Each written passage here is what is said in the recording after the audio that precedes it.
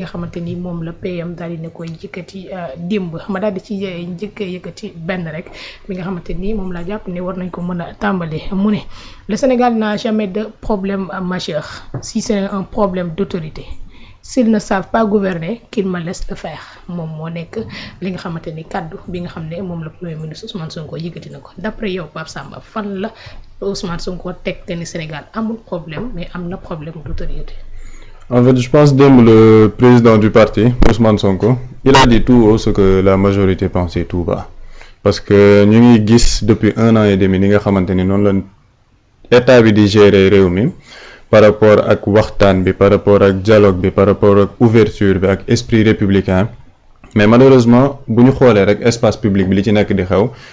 pour savoir qu'il y a une certaine forme d'anarchie qui commençait à s'installer. C'est ce que nous avons dit. Parce que si nous regardons l'espace médiatique, li nga xamantene mo ci nek di génn ce sont des propos yo xamantene wala ay taxaway yo xamantene japp ma ni lolu c'est de la démocratie wala de la liberté d'expression dafa melni da am ben genre politique buñu tek bo xamni le régime ne doit pas travailler, le régime ne doit pas avoir de tranquillité pour def li ñu wara def. Il y a une pollution de l'espace médiatique bo xamantene c'est une forme d'anarchie mom moy lay indi. Et je pense que c'est une légèreté par rapport à la fermeté de l'État qui li ñu waroon doxalee réew mi parce que bu ñuy fàttali le contexte le parti Pastef dañoo egsi au pouvoir avec un discours de rupture le parti Pastef a été un parti radical parce que loolu bu ko nit ñi di fàtte parce que démb je pense dinañ ci ñëwaat le premier ministre mu ngi koy wax ne bu dee loolu mooy fitna ñun fitna moo ñu indi ci nguur mooy la radicalité donc par rapport à leur gestion de l'État la majorité bi leen teg ci bopp réew mi li ñu doon xaar ci ñoom mooy la radicalité et la fermeté par rapport à la gestion de cet État donc loolu je pense loolu le président du parti rappelé pour dire que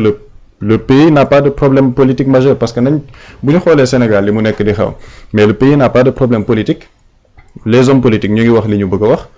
ñu ngi génn ci seeni page Facebook même si bon on va y revenir je pense qu'on a plus une opposition de salon boo xamante ni ci médias yi la ñuy nekk di def ay textes parce que depuis 1 an on ne voit pas un leader politique de l'opposition def un meeting te ñëpp xam nañ lan moo tax duñ ko def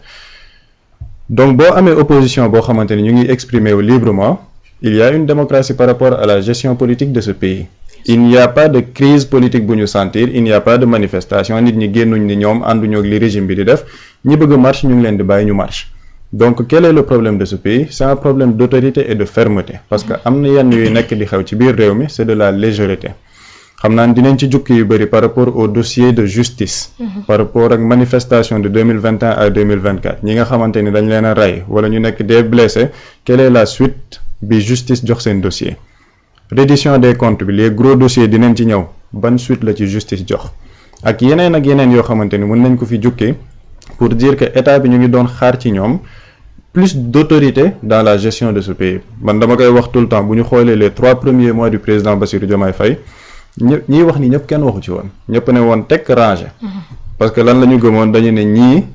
fooluwuñ ils sont fermes dans leur manière de gérer l'État donc nañu toog xool ni ñuy opposé mais ba ñu commencé avec ce discours d'esprit républicain d'ouverture ñun réconciliation ci la ñu bëri am fitu génn di tenir yenn propos yi di am yenn attitudes yi et je pense foofu si l'État avait coupé court à li nekkoon di xew xëy na espace médiatique bi li ci nekk di xew dunul woon am donc man angle boobu laa koy jëlee et puis dire que le premier ministre li mu wax wala le président du parti puisque c'était une rencontre politique c'est partagé par la majorité de ce pays man en tout cas li mu wax loolu laa gis depuis le début depuis li may def samay vidéo dama doon wax il ne faut pas que l'État tombe dans le piège de la rupture parce que rupture bi ñu leen di xaaree bokkul ak li nga xamante ni mu ngi nekk di xew ci biir réew mi donc c'est juste quelque chose boo xamante ni partagé par la majorité partagé par sa base et lui en tant que leader politique parce que Rawane wax na ko sànq chef de parti ak leader dafa ute leader yow yaay taxaw mais nga jiital ñëpp àndandoog ñoom ci xeex bi te Ousmane Sonko démb loolu la woo ses militants loolu la woo ses sympathisants mais ñun lii lañ ñu yàgg xamee waruñu wàcce suñu yoon parce que bu ñu wàccee suñu yoon ñi ñu fal ak ñi àndal ak ñun dinañ dem ba mujj ñu jéppi donc li ñu diglanteeg sénégalais par rapport à la radicalité à la fermeté et à la rupture systémique nañ ko doxal parce que loolu la nit ñi di xaar ci ñoom. Donc man foofu je pense que li mu wax loolu la ñu bëri partagé man en tout cas je partage sa position par rapport à ça et je pense que sortie démb bi c'est quand même un coup très fort boo xamante ni dina am ay répercussions parce que là tout le monde est obligé de prendre ses responsabilités et je pense que c'est un tournant politique mais aussi dans la gestion administrative de cet État et je pense jours yi di ñëw ak semaines yi di ñëw dinañ ci am lu ñu ci gën a leer.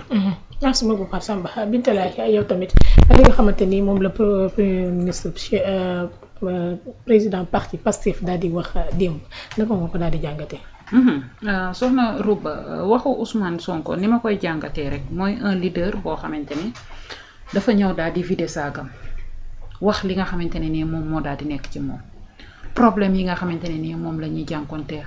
et que problème yooyu nag ma yàgg di ko wax soxna Rouba problème bi ci njëkk xam nga lan la boo nee da ngay indi rupture da ngay jubal jubbanti fekk fi ñoo xamante ne dañ naan laan jubal jubbanti googu nga indi ñun dëngal wengal moo ñu neex nga bëgg a defar benn nit di gas téeméer taxaw daal ne dañ koy daal di suul da ngay génnee yat bi nag daal di dóor boo dóoree mu daal di saf de ce fait que di nga mën a am ay résultats li tax ma daal di koy wax mënuma comprendre tey ñu daal di lay teg ci benn poste soxna Rouba nga war a liggéey war a indi ay résultats yow poste boobu noonu ñu la teg du sa mérite moo tax ñu teg la fa su ma nee mérite nekkul ni du diplôme yi wala xam-xam bi wala dara mais su fekkul woon guerre bi nga xamante ni Ousmane Sonko guerre na ko sur le terrain ba ñu jëlee fi président Macky Sall ñëw ñoom installé wu indi li nga xamante ne nii moom moo di rupture tey poste boobu nga toog doo ci toog kon heure bii ba tey ñu ngi naan 3e mandat am na Sénégal wala nguur gi mu tàbbi na ci yeneeni loxo wala Ousmane Sonko mu ngi ci kaso bi yow yaa ngi ci leneen dañ naan su lëg lekkee olom na ko gërëmee coy loolu mu man loolu laa gëm Ousmane Sonko il faut que ñu koy rendre li nga xamante ne tey jii nii moom la def tey xaar ci ñoom résultat bi dëgg la askan bi la mais résultat bi Ousmane Sonko la parce que Ousmane Sonko moom moo ñëw fekk fu dara nekkul mu def fa dara lu ñëpp ne woon da koy tëlee Ousmane Sonko ñëw def ci dara léegi Ousmane Sonko moomu mënta ñëw def ci dara exemple rek laa lay jox ci côté justice bi ak grève bi nga xamante ne nii moom la ñu nekkee soxna Rouba ci fan lañ ko teg ci salteel li nga xamante ne nii moom moo di gouvernement Ousmane Sonko ci salteel liggéeyu président Bassirou Diomaye Diakhar Faye gis nga nit doo demander lu impossible mais nga nañ la jëlee hiérarchie B2 yóbbu la hiérarchie A2 noonu lañ ko daal di waxee yow tey Rouba boo naan jëlee ma fii yóbbu ma fii day fekk nga am compétence boobu nga ne yóbbu ma fële mais amuloo compétence bi amuloo diplôme bi nga xamante ne nii moom la ñuy laaj xale yi jàng yor seeni diplôme ñëw ak xam-xam tolloo ak li nga xamante ne nii moom moo di avancée de la technologie et alors ñooñu ñëw nekk ay greffier ñu teg leen fi nga xamante ni tey moom moo di poste yi nga xamante ni mérité nañu ko jël salaire bi nga xam ne mérité nañu ko tey jii di leen ko fay yow nga doon mag moo xamante ni yàgg nga ci justice d'accord am nga ci xam-xam d'accord waaye gone gii ñëw tamit du tax ñu tolloo la ak yow parce que ba mu ñëwee dafa am xam-xam am diplôme tolloo ak li nga xamante ni moom moo di avancée de la technologie léegi yow tey jii nii nga daal ne nañu la yokkal li nga xamante ne nii moom moo di sa payoor ak yeneen yi mu daal di laaj est-ce que état am na koppar yooyu Ousmane Sonko démb dafa wax ju am solo yéen a ngi jàpp ab ministre boo xamante ni 50 millions la ñu koy daal di toppee te ñi nga xamante ni ñoom ñoo lekk 5000 milliards dette bi ñuy wax ñoo ngi ci seenu biir xam nañ ko ñu war leen a jàpp ji na justice def liggéeyam et que justice boobu tey ñoom ñoo toog les greffiers banque seenub loxo daal ne duñu liggéey. est-ce que yaa ngi xalaataat mbir mi ñu xam ni fii la xaalis bi nekk keesu état fii la toll état amul loo xamante ni tey jii ni ay augmentation jëm ci salaire la état li mu mën mooy soo liggéeyee ba weer dee mu fay la sab salaire ñu jëm ci ay redressement ñii defaguñu 2 ans au pouvoir